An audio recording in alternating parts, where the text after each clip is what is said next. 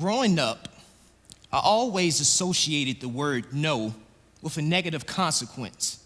My mother used to tell me, no, I couldn't have the last slice of pizza. No, I couldn't have that last cookie. Or no, there was no snacks before dinner time. But as an adult, I understand the importance and the purpose of no. As an African American male, I feel as if our society is yelling at me, no. I fit the stereotype, 5'8", sort of medium athletic build, body full of tattoos.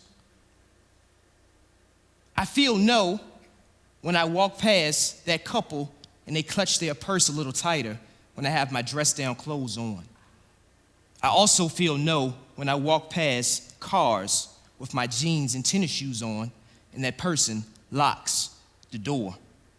I feel society is screaming at us no when I look at the retention rates of African American males in our educational system. I also feel society is screaming no when I look at the recent killings of African Americans who were killed with their hands up saying, don't shoot. I saw these killings on Facebook, I saw these killings on Instagram, and I also saw these killings on Twitter. I remember the first time that I heard no in our educational system. I was in the second grade, and in the second grade, I was an angry young boy. I was angry because, just like my friends, I didn't have my father in the home. I missed his touch. I missed his guidance. I missed his mentorship. So I had a void in my heart. So instead of talking about it, I used my fist to let go of my anger. While I was in second grade, I fought my way to express my anger. I fought my way to express my anger. I remember my teacher sitting me down, and I remember her saying to me this, no, you don't belong in this classroom. No, you don't belong in this school. When she told me no, I felt so defeated. I felt that the teacher in my class didn't believe in me. I felt she was doing the same thing that society was doing. She was screaming at me, no. I just read a book by Dr. Michael Porter, and in his books, he talks about the misdiagnosis of African American male boys in our classroom. Instead of my teacher figuring out what was going on with me, she told me that if I fought one more time in her classroom, she didn't care what was going on in my personal life, that no, I could no longer belong there. My mother made a very life-changing decision for me that altered and shaped the course of my life. My mother signed me up for youth sports. And while in youth sports, I found that void that I was trying to fill. I found that void in my coach. My coach served as that father figure to me. My coach taught me the importance of hard work, the importance of teamwork, and my coach also taught me how to overcome societal's no. My coach instilled this in me, and this is something I keep with me until today. My coach used to always say to us, Reggie, and I would say, yes, sir. He would say, how do champions work? And I would respond, champions work hard all the time. He would say it again. How do champions work? Champions work hard all of the time. That was the first person to ever tell me that I was a champion, that I mattered, that I was important, that my voice was expected to be heard, because society always told me no. There was one thing my coach didn't tell me, and I always remember this is the only lie that I feel that my coach told me. My coach told me Sticks and stones may break your bones, but words should never hurt you. Now that I know the power of no, words do hurt. Hearing someone tell you no, it hurts. Having society tell you no, it hurts. I stayed with youth sports from 2nd grade to the 8th grade, and I decided I wanted to play high school football. Now, I always had great relationships with my coach, but when I got to high school, things changed for me with my relationship to my coach. Now, in high school, I wasn't the most athletic kid, or I wasn't even the best player on the team. But I remember we was winning a game. We were winning 40-0. And at this time, I had a 3.0 GPA in 9th grade. We were winning 40-0. And I remember one of the assistant coaches who believed in me said to the head coach, "Hey, coach, you should put Reginald Stroble in the game. He's been working hard. Put him in." The head coach, looked back at the assistant coach and laughed. "No, he's not getting in. He doesn't deserve to get in. He's not a great enough player." When I heard that coach said no, I decided to quit football altogether. I made the mistake of letting no defeat me.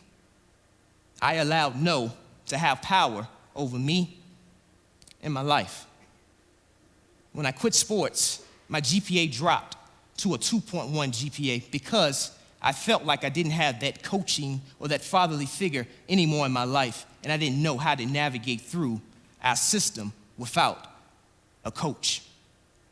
When I graduated high school, I graduated with a 2.1 GPA, and I had to make some important choices for my life.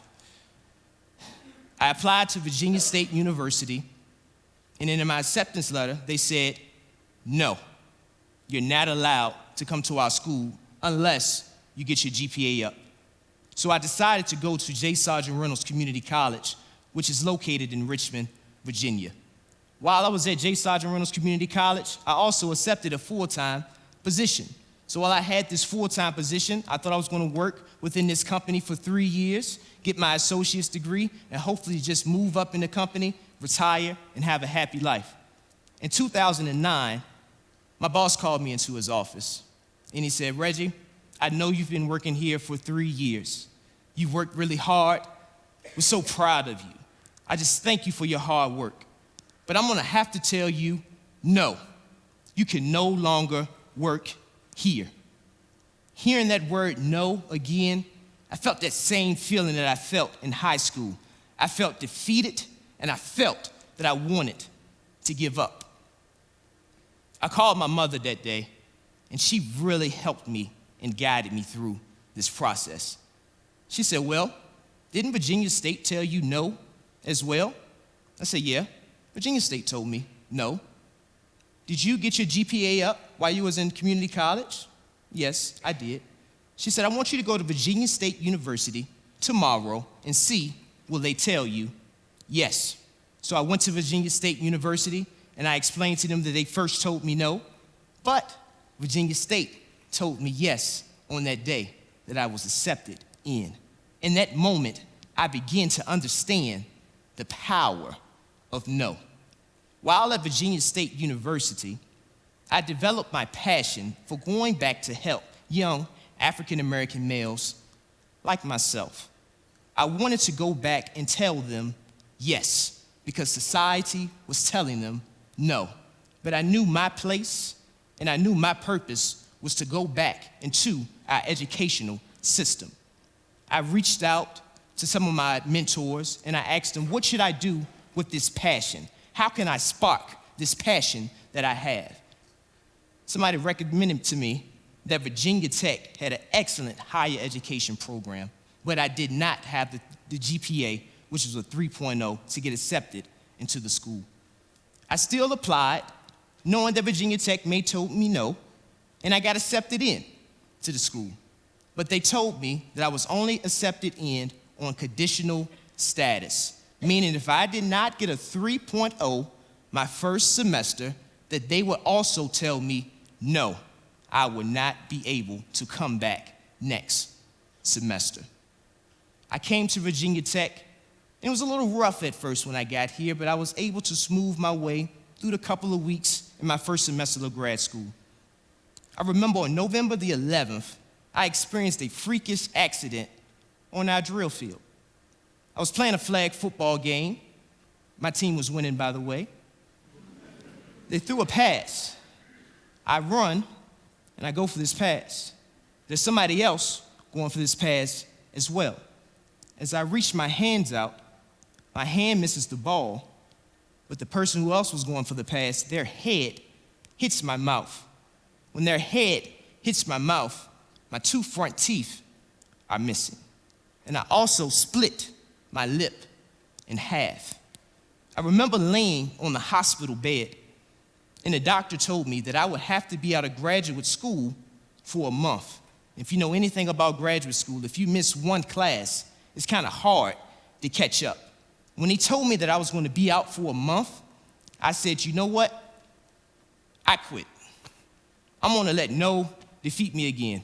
Maybe Virginia Tech was right. Maybe I should have been accepted only on conditional status. I called my mother, and she actually flipped the script on me. She actually told me, no, you're not going to quit. No, you're not going to give up. And no, you're not going to give in, because there are people who are depending on you. There are other young African Americans who are looking at you and are depending on you to finish your degree at Virginia Tech so you can come home and you can inspire and motivate them. I'm so glad that I listened to my mother, and I'm so glad that she told me no, because I decided to stay, and I decided to turn my no into a yes while I was here at Virginia Tech. While I was here, I was able to host over 30 events for the African American community. I was able to study abroad in Punta Cana with our football team. And I also was able to graduate Virginia Tech, actually with my highest GPA in our educational system, with a 3.67 GPA. So I was able to turn my no into a yes while I was here. With my degree, I decided I wanted to go back to Richmond, Virginia, and I wanted to help and inspire the young youth there. I call them the next generation, potentially the next generation of Hokies, because they see me and they see inspiration and they see motivation. They say, if Coach can come to Virginia Tech and do it, then I also know that I can inspire, and I can also try to go to Virginia Tech and also do the same thing. Also with my team, they're 7 and 8. They have been on multiple college trips. Each coach on my staff is a certified professional in their field. And I also have speakers to actually come in and to speak to my team so they can learn how to overcome the no's that society is going to tell them. Now, when I think about no's as well, a lot of my football players, they ask me very interesting questions. One of my football players turned to me one day and asked me with tears in his eyes. He says, Coach, I said, yes, son. He said, why are we continuously getting killed on TV? Why do I have to keep witnessing us, or someone who looks like me, die on TV? And I had to respond to him and say, I'm sorry that you're witnessing this, but they actually did not get the opportunity, like me, to turn their no into a yes. So you have to go and you have to face society and turn your no's into a yes.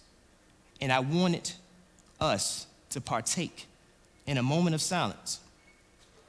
A moment of silence for the African Americans who did not receive the opportunity to turn their no into a yes.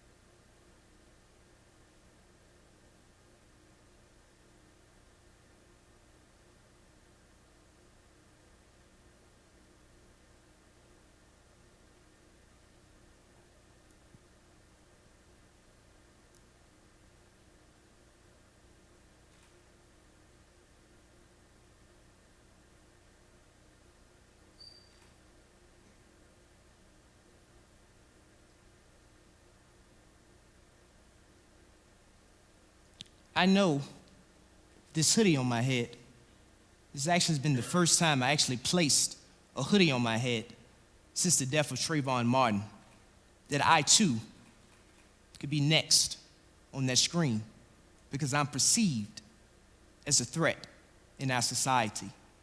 A society that continuously screams and yells at me and people who look like me. No. So as I tell my youth, and I tell all African Americans who speak and ask me for advice, don't look at societal's no as a defeating mechanism. Look at societal's no's as your next opportunity. Thank you.